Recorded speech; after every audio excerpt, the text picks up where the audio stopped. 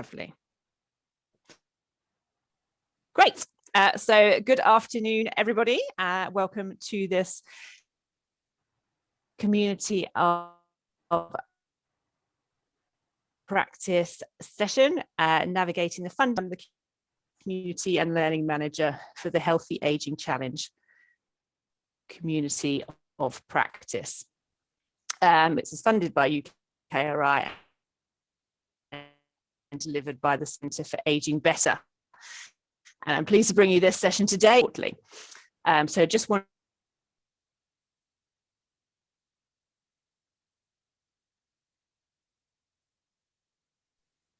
Apologies, everyone. I think Annette's having some technical issues with her internet connection present. Sorry. If you're able to rejoin, Annette, can you hear us okay? So I don't know if Annette can hear, so I'm just going to step in terms of... I am back. Apologies. I'm going to turn my video off. Okay. I'll hand over to you to do the housekeeping. Go for it. Apologies, I'm going to take my video off. Typical internet issues. So housekeeping. This session, as I said, is being recorded. So we can use it as a resource, but do turn your video off if you don't want to have your video on.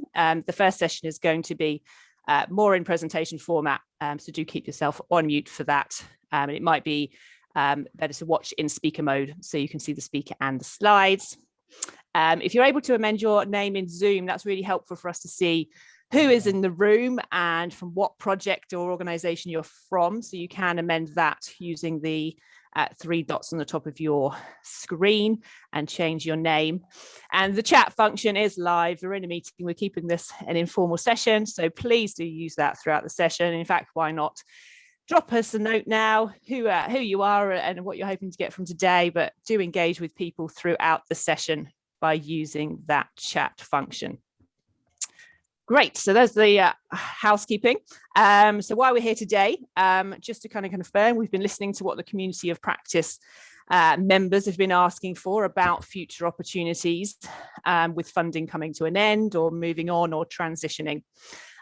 So I can see we've got some representatives on the call today who are from the Catalyst projects who are being supported by Zinc, also from those who received funding from the COVID funding through UKRI last year, but also some from our other cohorts too. So it's great to see so many of you across here, and hopefully this will be a useful session for everybody. So just a couple of intros to say I'm from the community of practice team based at Centre for Aging Better, and my colleague Veronica, who may have to step into me again if my internet goes funny, is also here, and Louise is behind the scenes supporting the session, as well as our colleague Christina.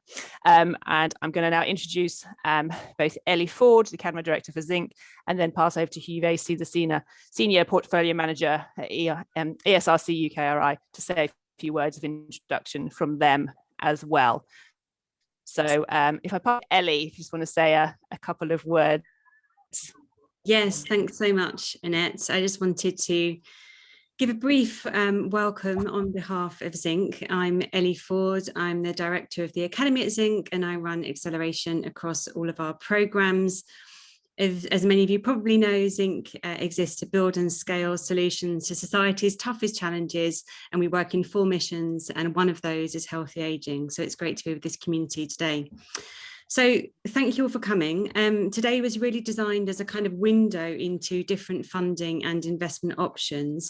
There's a lot to cover, but equally we hope there's going to be a lot to follow up on. So this is a kind of entry point into, we hope, lots of resources, people, connections that you can take forwards. We've got some brilliant speakers, but we also hope that there's an opportunity for you to connect as peers within a group too. I'm sure that you'll agree there's probably lots that you can learn and get from each other, as well as from our speakers today. So I'm delighted to be joined by such a great range of speakers, and I hope that you feel that they're relevant to the kind of journeys that you're on as you think about the next stage. So as you listen to the talks, make sure that you kind of hold on to your questions, because you can go directly into the breakout rooms and ask them to the speakers themselves. So hopefully that feels like it's got the kind of highest utility and relevance and use of your time. I'm going to hand over now just to Hugh Vasey, who's going to do a quick hello from UKRI. We're delighted at Zinc to be working with UKRI on the Catalyst programme. They've been a great partner. We're supporting 60 researchers over 3 years with early stage, high risk, high reward ideas with a grant and then a programme support through Zinc. So it's been a great collaboration. So I just want to hand over to Hugh. Thanks, Ellie. Yeah, I'm Hugh Vasey. I'm a Senior Portfolio Manager in ESRC, so that's the Economic Social Research Council. But the other half of my time is perhaps more relevant here, which is where I am the Research Investments Lead for the Healthy Ageing Challenge. Now, some of you may know me from my work with the Catalyst, but I also look after our kind of big research programme, the Social Behavioural Design research programme. And I'm very happy today to be able to sort of introduce you to these various streams of funding we've managed to bring together to showcase you both from within the Healthy Ageing Challenge. For example, we've got Julia's new Design for Ageing competition and our SBRI competition, the Small Business Research Initiative, which is specifically looking at social enterprises, which Helen will talk about later. We also have Eve Forrest here from our Health and Human Behaviour team, who'll be able to talk to you a bit more about the research opportunities coming up in ESRC and in the wider UKRI. But in addition to that, we have the Alzheimer's Society, we have 24 Haymarket and Investor and Nesta, and all of these are involved in the wider, I suppose, healthy ageing ecosystem. So I think without further ado, we should hear what they have to say. Thank you, Hugh, and for those kind of introductions. So this is the agenda today and how we're going to run things. We're just finishing the welcome introductions. We have speakers here that we're going to hear one after the other. As Hugh is just going to introduce, we have Julia Glenn, Catherine Gray, Manish, Miglani, Helen Cramplin, Darcy Lucas, and then Eve Forrest. They're going to go one after the other with their presentations. Now, what you can do is use the chat function if you have any kind of questions or comments from them, and we can capture them to take into the conversations in the breakout session, which we will do at 4:30. So this first session is hearing from them, taking any kind of questions in the chat. We'll finish that official part at 4:30, and then we'll go into breakouts after that, where you can just have some informal conversations with each of the speakers.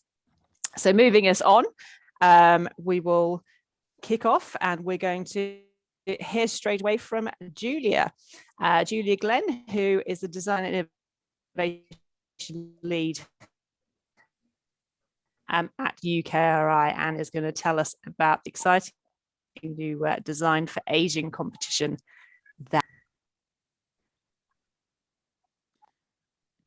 Okay, so net broke up slightly there, but just to hand over to you, Julia, if you want to kick off, and just let me know when you'd like me to move your slides on. Yeah, thank you very much, Annette and Veronica. Thank you for having me today. So I'm going to be telling you about the Design for Ageing competition, which is launching in September 2021. Also promoting, although I recognise quite a few names in the group here today, promoting the pre-competition webinar, which is available for registration now on the 1st of July. So if I can have the next slide, please. So as an introduction, the Design for Ageing competition represents an opportunity to receive significant grant funding for your business, so awards up to 2 million. We're looking to fund eligible projects for up to 2 years. And this competition isn't just about the grant funding you'll receive, it's also an opportunity to leverage the competition's unique design stage gate to make your application more robust, more sustainable, and to be able to attain the best market share possible for your project. So if I can have the next slide, I shall tell you a bit more about it. Oh, sorry. Sorry, Julia. No, don't worry. There you go. So this is a kind of summary profile of the competition, launching in September 21. So lots of opportunity for you to get in touch and discuss the project you'd like to apply with. We've got a 14.5 million fund available, and we're looking to give out awards in April 2022. So awards will be between £500,000 and £2 million. And what we're looking for in terms of research stage is industrial research. So that might well mean that you are taking an existing jaded product or service or servitized product and presenting it with a new lease of life that's going to yield greater utility. So we're always looking to see revamped ideas on existing processes. The way that we apply the funding is in the standard UKRI way, which is we award up to 70% of project costs for micro organisations, going down to 50% for large organisations. And of course, we encourage collaborations. I was at a great presentation yesterday where the collaborations were coming thick and fast, and it's a really great way to be able to access a co-creational community by collaborating with a partner. So do, as I say, get in touch if you want some tips on that. So if I can have the next slide. So this is the scope, and you will notice that the scope is broad. So we are looking for service-led innovation. That's kind of a bit of a repetitive theme on this slide. But do remember that the line between product and service is very fine. So if you have a great product, you can always apply a service wrapper. And I've been talking to lots of people who have brilliant products who are actually going away to think about how they can servitize them. So lots of interesting stuff coming through.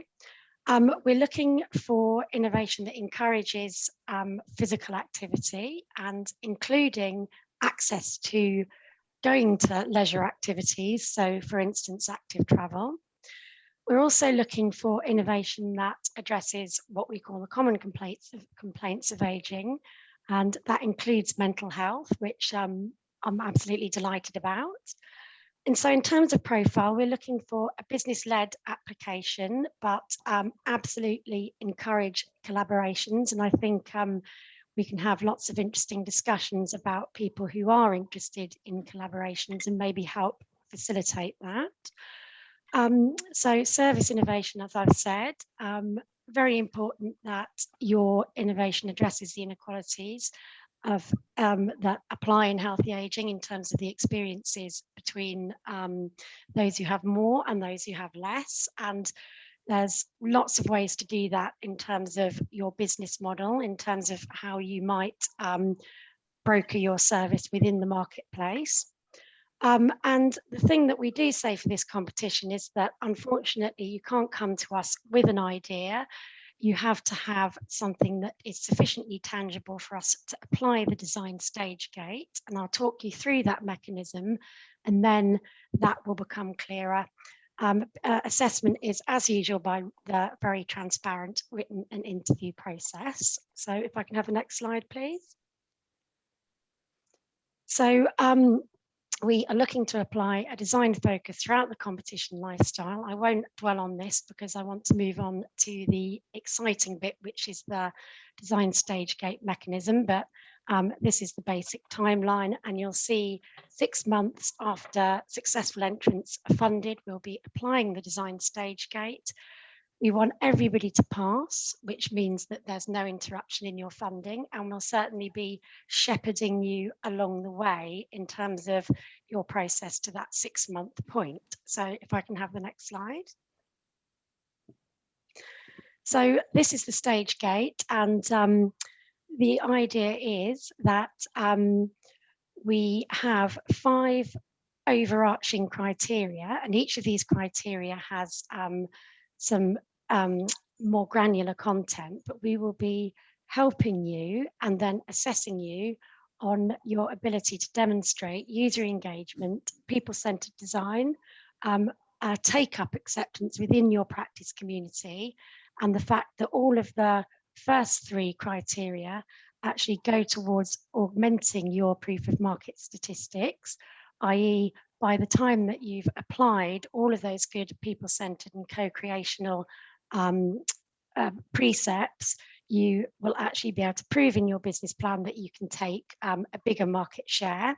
And the idea of the arrow on the end of this box with the people in it is that that's the greater yield that we're going to try and encourage you to take from leveraging these design stage gate criteria. So next slide, please.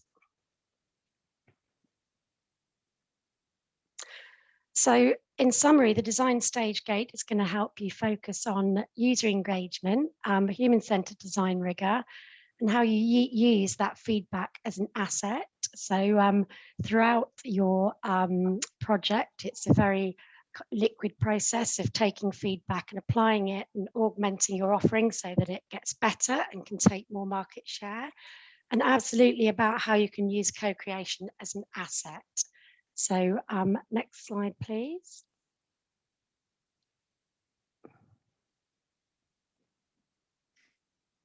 So that is the competition, and I'm very excited to talk to any one of you who are interested and been having some really interesting conversations. And if you're stuck in terms of collaborative partners, I think there's a great deal of knowledge and information we can share to get people talking to lots of different kind of actors in this space in terms of applications. So thank you for listening, everybody, and I'll hand over to the next speaker. Thank you. Thank you, Julia. Thank you so much. Really exciting to see that competition. Okay, we're going to move on to Catherine Gray, and from Research Grants Manager from the Alzheimer's Society, who's going to share some information about their research. Yep, thank you again for inviting me to speak today and to talk to you about our research programme at the Alzheimer's Society. So the Alzheimer's Society is the leading care and support charity for people affected by dementia in the UK, but we also fund research and have been doing so since the 1980s.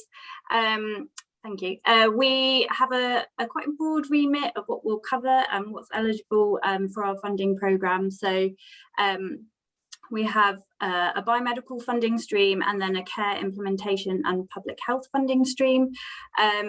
Broadly speaking, most ideas can be fit into either one of those funding streams. The most important sort of core eligibility is that your application must be relevant to people affected by dementia. Next slide, please. So the research grants that we offer are listed here. So it's quite very good timing for us, for me to come and speak to you today, because our applications actually open tomorrow with a deadline of mid-September. So we offer PhD studentships that must be applied for by the supervisor. We have clinical research training fellowships for clinicians who want to typically do a PhD. We have clinical training partnerships, and that's for institutions who would like to create sort of a partnership of clinical academics working under a theme, so they can apply for 2 or 3 fellowships in one application. We have research fellowships, which are our postdoctoral fellowships, senior fellowships, which are for people with more experience sort of later on in their career, and project grants, which are much sort of broader grants. Is that door? But I can hear that door. Somebody, it's somebody joining. Just to let you know, there's another person here. Just checking I wasn't in my head. So to apply for any of these grants, you have to be based at an academic or NHS institution. So your lead applicant has to be based at an academic or an NHS institution. But as Julia was saying, we also welcome collaborations. So your team can be multidisciplinary and can have we encourage that in our applications, but the lead applicant must have that contract with an NHS or academic institution. Slightly outside of the more typical academic funding, we also have an accelerator program, and this is a relatively new initiative for the Alzheimer's Society for not necessarily, so you don't have to be an academic or employed by the NHS. You can just have a good idea, a service or a product that aims to improve the lives of people affected by dementia. And this is a real partnership way of working with the society. So you'll have, it's a year of quite intensive working with the society to help you sort of scale up and develop your service or your product. And that comes with funding of up to £100,000 as well. And next slide, please. So just broadly about our funding approach. So all our applications have to consider that sort of the following four principles. So even for basic biomedical applications, we want all of our applicants to think about where their research fits in the research pipeline, how are they going to make an impact on the lives of people affected by dementia, and sort of articulate in the application forms to say, you know, I'm making this contribution, and once this is complete, or if this is successful, these would be the next steps, and this is how the research could be taken forward. So we're always thinking about sort of pathways to impact on people affected by dementia. Following on from that, we're thinking about implementation. How do you make sure that your findings or your products or your services are implemented as widely as possible, and what are the sort of next development stages? So when you're thinking about the design of your product or your idea or your study design, it's always thinking about, you know, how will this ultimately make a difference to someone? What do we need to think about at this stage to make sure that it can be adopted or scaled up? So inclusion, we've got a big focus on about equality, diversity and inclusion. So thinking about things like inclusion and exclusion criteria, making sure that our applicants and our projects are thinking about being as inclusive as possible to really make that difference. And then involvement. So we would like all applications and applicants to think about working with people affected by dementia to get that lived experience in their applications. Again, whether you're working in the biomedical side or you're looking at much more applied research, we think that people affected by dementia can make a contribution to the study design and support researchers throughout their projects to make sure that, again, the research that isn't being developed in a bubble, it's as applicable as possible and as relevant as possible to people affected by dementia. I've realised that I've just spoken at 1,000,000 miles an hour. I'm so conscious of running out of time.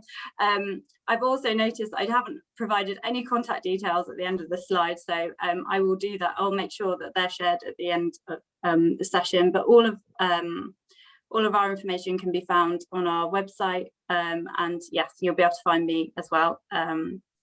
But yes, our applications do open tomorrow. So yes, please get in touch if you have an application that you think would be relevant to people affected by dementia. Thank you. Brilliant. Thank you so much, Catherine. Very apt timing there. And we'll share all those details. We'll share the slides with everybody afterwards and relevant contact details, and say if you do have questions for any of our speakers, you can add them to the chat, but use the breakout opportunity later to go and have a chat with Catherine about any of those opportunities. Lovely. Right, we're moving on to Manish Miglani, who is the investment director at the Healthy Aging over at Nesta, who are one of the investor partners on the Healthy Aging Challenge. Over to you, Manish. Thank you, Annette. And thank you for having me here. So I'll keep mentioning. We can move to the next slide. I'll start with what is Nesta. I know some of you would be aware, but for the many others who weren't, like me, until I joined, Nesta started its history over 20 years ago in the late 90s as a government body, originally standing for the National Endowment for Science, Technology and Arts. And after a couple of transformations since turning independent, we look at ourselves as the UK's innovation agency for social good. So what does that really mean? It means that we focus on certain challenges that society as a whole wants solved, and then using various interventions and methods, we try to help solve those, all for in a non-profit way. Next slide, please. I've got some of the links in these slides in case you wanted to learn or hear more about Nesta, but I won't go into that many details. Our current strategy, which is very recently revamped strategy for the next decade, what do we want to achieve by 2030? We've got 3 missions. The first one is a fairer start, where we want every child to have an equal start in life, and you can find out more at these links. The second one, which is the closest for many of you, is a healthy life. And we are looking at increasing qualities, the quality of adjusted living years for everyone in the UK. But more importantly, where are the health inequalities? We want to focus to narrow those, as well as where are the gaps in health, largely on the aging population. So those are some of our priority areas. We're looking at obesity as a prime purpose, partly because of that's where we felt we could make a great impact. But our secondary focus is on loneliness, and largely that is about loneliness impacted by life changes, especially in the later years, whether it's retirement or bereavement and so on. The third focus area we're looking for is a sustainable future, which is a two-pronged strategy. The first one is to reduce or improve, accelerate decarbonization in the household. Not as relevant for this segment. However, we're particularly looking to improve productivity levels as defined by making people either work for longer, healthily, or reskilling people in the later years of their life so they are more productive to society. So those are the 3 areas that we are looking to deliver in a meaningful way within the next 10 years. Next slide, please. How do we want to do this? In all those 3 mission areas, we like to, as I mentioned, different processes and methods that we try out. We like to be an innovation partner, help companies like many of yours, early stage companies in working with them to develop their products or impart some level of thought leadership that 300 plus people at Nesta work on. The second one is to, as a system shaper, which is, can we influence regulation or any other thought process within society to promote innovation that people start looking to focus on these mission outcomes. And the third one, which is the part which is relevant for me particularly, is as a venture builder. So we want to create and support and invest in ventures. You'd read that as early stage ventures that really spans a wide area. So we've got 2 broad pillars in the venture builder. One is we're looking at ideas and then finding people who will create it. We're about to announce a partnership with an incubator very soon, and you'll probably hear about it within the next week and a half. Currently, we are in an NDA, so I can't declare the name. And we'll be looking for ventures very early stage. By that, I mean pre-MVP stage, to help them develop a meaningful solution or a product to solve some of these outcomes in the 3 areas that I mentioned. And the second one, which is the part I work for, is seed to Series B investments, venture capital investments in slightly later stage than what the venture builder part does. So we are looking for, as a partner with UKRI, to invest behind many of the themes that are, or rather the 7 goals that we have in the Healthy Aging Challenge. Next, please. So this is a slide. This is one of those slides where I talk about all the experience that we have in doing this, partly because in Nesta's long history, and especially what we call the post-independence history since becoming a foundation in 2012, we've done a lot of work around aging. So not only me, but many of the 300 people at Nesta have worked on these ideas over the years. They've helped companies like yourself in accelerating these ideas, be it through challenge prizes or other ways. Next slide, please. And that's why we think, as an investor, despite investing just like any other VC would for a profit and a financial return, we think we can help companies at an early stage in various ways. We can not just provide the capital that companies at an early stage look to raise, we also provide it without being structured as a fund. So since we invest directly from our own endowment, we do have the luxury of holding on an investment for longer than the 5 to 8 years that most VCs would. There are different teams at Nesta providing a lot of help for companies in whether it's data analytics or behavioral science, improving networks, some of them because of people's current networks, and some of them because of our historical networks within and outside the government. And because there is there are teams working on understanding the sectors and solving the problems, there could be sector insights that companies that we invest in could benefit from. And finally, as most other impact investors, but especially for us, we help companies, especially at an early stage, not deviate from their mission and actually solve the problems that they set out to solve. As an investor who knows that that is as big or as important an outcome as financial returns might be. Thank you. I've got the last slide, which is in case you wanted to get in touch with us. There are some details there. And I just now realized that our website is not there, although you can discover it from one of those links. I will post it on the chat. Thank you. Lovely. Thank you so much, Manish. Great to see where Nesta are at now, and look forward to the exciting news coming soon. Watch this space, everyone.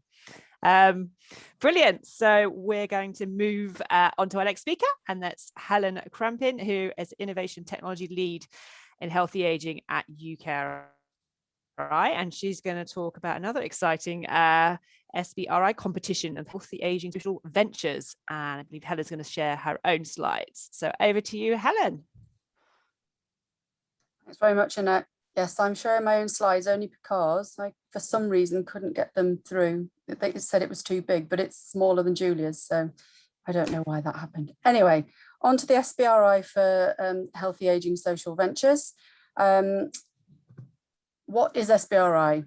So I don't want to talk too much about the minutiae of SBRI and how it works. I think is all I need to say is that we're using it as a mechanism to get 100% funding to our social ventures, which is really important because many social ventures can't bring money to the table. So they find it incredibly difficult to get investment. And this is one of the reasons we're using SBRI.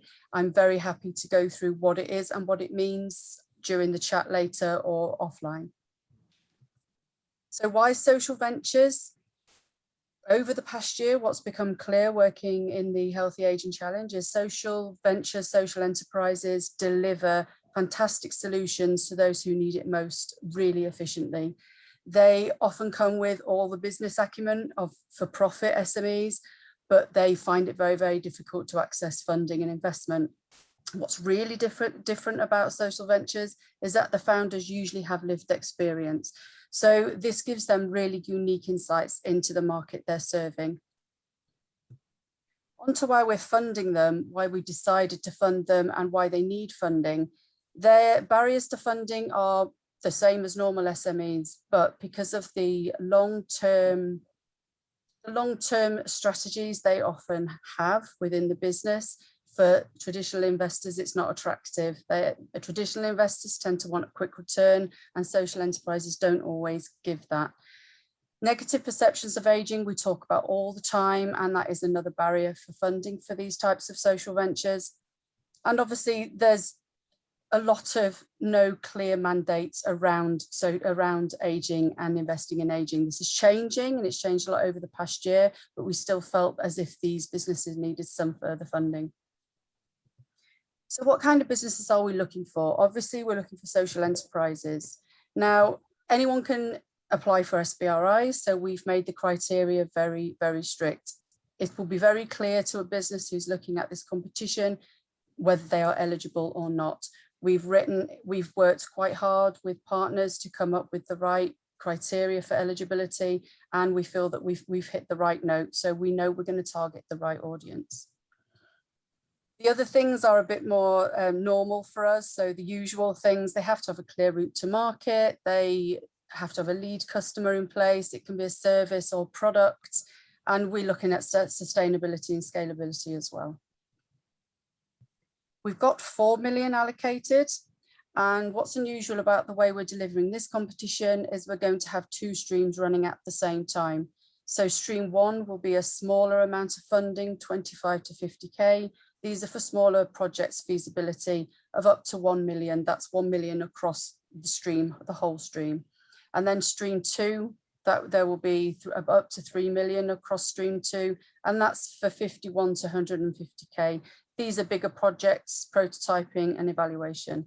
So this is slightly different to how SBRI is normally delivered, because they normally have 2 phases which run one after the other. It opens in July the 19th and it closes 15th of September, and projects must really start by the 1st of March and they have to finish February 2024. We're running a lot of webinars over the next 6 weeks, and we'll make sure that the links go out quite regularly, because I'm trying to hit as many groups as possible. So we're doing a lot of work on engagement over the next 6 weeks or so. So there's plenty of opportunities to find out more. And that's it, short and sweet. Lovely. Just to add as well, I am also the innovation lead for the investor partnership. So I am working with Manish and Darcy. So if anybody wants any further information about that, then please do get in touch with me about that, as well as the SBRI. Lovely. Thank you so much, Helen. And we'll also be, as well as sharing the slides, sharing a bit more of a resource pack with everybody afterwards that has further details across all the investment partners on the Healthy Aging Challenge, so you can find out more about them as well. So great. So get your questions ready if you want to go and chat with Helen in the breakout session later. And now pleased to introduce Darcy Lucas, who is from 24 Haymarket, another of the investor partner with the Healthy Aging Challenge. She's going to talk about what 24 Haymarket are looking for. Over to you, Darcy. Thank you very much for the introduction. If we could just possibly skip to, yeah, perfect, that's great, thank you. So a little bit of background, first of all, on who 24 Haymarket are and what we do and what we're looking for. So 24 Haymarket was established in 2012, back then as a small private capital group. We've grown really quite considerably since then. We now call ourselves a professionalized angel syndicate, and our primary source of capital is just over 100 high net worth individuals, about half of whom are ex or current private equity executives, and the other half we loosely coin as operators. So that means they've either started up and successfully run their own businesses, or they're CEOs, CFOs of large corporates. In terms of our ticket size and areas of focus, we typically seek to invest between £1 and £3 million as a first time ticket. Our sweet spot is around the sort of 1.5 to 2 million mark, and our key areas of focus are healthcare is a very big one for us. Supply chain logistics is also the other one that we're really looking at the moment. However, other areas of focus for us are EdTech, future of work, legal tech, insurtech, and cybersecurity.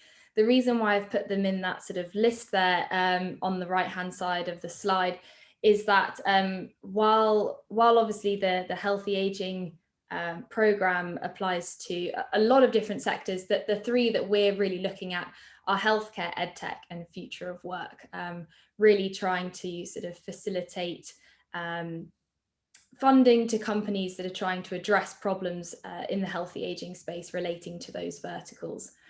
In terms of our relationship with Innovate UK in the past, we've actually participated in 2 other funding projects with them, one of which was the Precision Medicine Accelerator back in 2019, and another one is the Transforming Food Production Programme in the sort of supply chain and logistics space.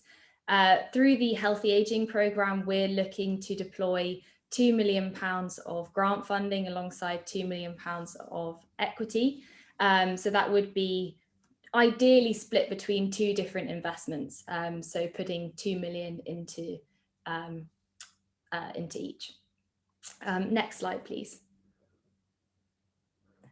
So I thought I'd just spend a little bit of time talking about our healthcare portfolio, mainly because although there are 3 areas that we're looking to deploy the capital in with regards to the Healthy Aging Programme, our main area of focus probably will be deploying it into the healthcare space. So 25% of our portfolio is in the healthcare sector at the moment. This is split across digital healthcare, pharmaceutical services, medtech and biotech. So we've got quite a broad range of portfolio companies, and this is really because we have quite a broad range of expertise within our network base.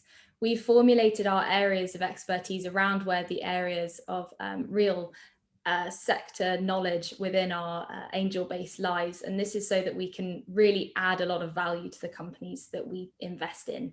We've invested about £17 million into our healthcare portfolio and provided just under £10 million of follow-on funding.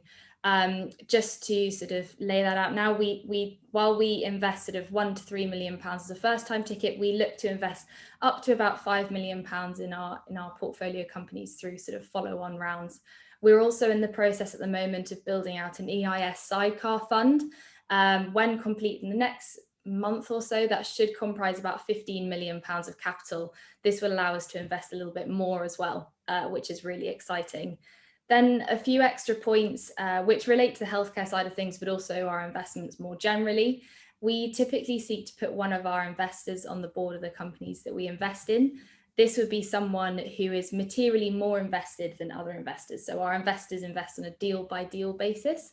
It would also be someone who has a lot of sector expertise and could really facilitate a lot of really helpful commercial introductions post-investment.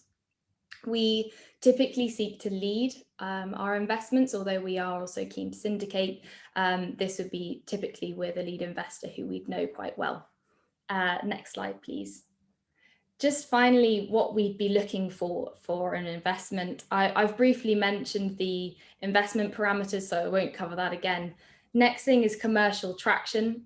We typically seek to invest in companies which have proven product market fit and generally around sort of 750k to $1 million of run rate revenue. However, the exciting thing about partnering with Innovate UK is that it allows us to sort of be far more flexible on the commercial traction side of things as the grant fund goes towards R&D development. So what we would be looking for is still some commercial traction and some customers that we could reference with, but not quite to this sort of 750k mark. In terms of technology distinction, we're really interested in investing in B2B software in particular. And while we say that we're really interested in technology, we ourselves aren't technologists. So we do look for built out technology, a sort of solid product that we can really get to know and sort of see demonstrated, and something that has clear differentiators in the space. And that's something that's quite difficult. I think in the healthcare space at the moment, it's such a hot space for investment, which is really exciting, but also means that there's even more pressure to make sure that the companies that we're looking at really do stand out. And finally, but arguably most importantly, team and culture are essential. We really look to form a strong bond with the companies that we invest in. And often I'd like to point out that we do start conversations with companies quite early. So if companies are pre-revenue or sort of very early stage in terms of revenue, we're very keen to reach out to them, have a chat with them, get to know them. And so at the point where they would come to fundraise or if the current fundraiser is a little bit too early stage for us, we'd look to establish that relationship early so that by the point of investment, we're fully aligned and everyone knows each other really well. That's a very brief overview of who we are and what we do and our involvement with the Healthy Aging Programme. Very happy to answer any questions you may have in the discussion afterwards. Lovely. Thank you so much for sharing, Darcy. So again, yeah, do get your questions ready if you want to go and have a chat with Darcy afterwards. And we're going to move on to our final speaker, and that is Eve Forrest. So Eve Forrest from UKRI and the Health and Human Behaviour team is going to share some insights on their work. So over to you, Eve. Hi everyone, thank you so much. I won't take up very much time and thank you very much for inviting me here today. Thank you, Veronica. So I just wanted to give a quick overview of some of the areas that we cover in our team. So we are very broad when thinking about, although it's on, we say health, it's also aspects of sort of beyond health as well, and thinking about our human behaviour portfolio is quite strong as well. So we look to fund in these different areas. Yeah, I will let you read through them. I won't read them out. But the ones that I look after are ageing, demography, and public health, which is why I'm here today. We recently have just run an inclusive aging call, which some of you may have seen already. That closed at the end or sorry, the start of last month. So yeah, so it's something that we are very interested in as a team, and so those the outcomes of that will be shared later on at the end of the year. Next slide, please. So I wanted to sort of show, say some of the strategic future priority areas. So at the moment, UKRI are under a strategic review, so some of this may change. But we thought it would be quite useful to sort of say some of the things that we're doing in health and human behaviour that might be of wider interest to the community, some of which is more established than others. So at the moment, our team are running a behavioural science scoping study, and it's currently underway and looking at potential future investments in this space as well. We do take a very broad definition of behaviour, so thinking that could be anything from sort of like patient behaviour to technologies behaviour as well. Also looking at the data behind behavioural science as well. So it's kind of really a very large sort of topic to think about, as well as capacity in this area. So kind of what has been funded previously in and around behaviour, and what might potentially, there's like real gaps. So those are something that we'll be looking at in our team. Worth saying as well that even though we're doing the scoping study, it might fall to a different team eventually to take over it. But yeah, I'm always open to. I've got my email address shared on these slides, so if anyone's got any wider questions, I'd be happy to answer them. And so the advanced paying call is currently open. It's actually on I've got the link there. So call for research grants via our funding finder. It's part of the SPF platform, and that's run by the Medical Research Council. But ESRC are involved in that, as are BDSRC, which is the Biomedical Research Council as well. You'll see from the call, there's £10.5 million available, and there's lots of sort of new approaches, and early careers are welcome. Proposals can involve a wide methodology across disciplines, and the sort of what I wanted to sort of emphasise here is applications involving AI, machine learning, and other innovative data technologies are very encouraged. So it's certainly something worth looking at for partnering up if you're wanting to sort of do something in the space. So those are two areas that at the moment I don't have as much to report as other people, I'm afraid. But those are two areas that you might want to look at in any future. It's always worth looking at future opportunities as well on the funding finder website at UKRI. That's everything for me. Lovely. Thank you so much, Eve, for sharing that. Some really interesting information. And thank you to all speakers. We've whistled through that and we are perfectly on time. So a huge thank you to everybody for doing that as well. So thanks to Julia, Catherine, Manish, Helen, Darcy, and Eve. What we're going to do now, that's the kind of more official presentation we're going to stop recording. So if Louise can do that, we'll have that now as a resource. We're going to just wrap up that first session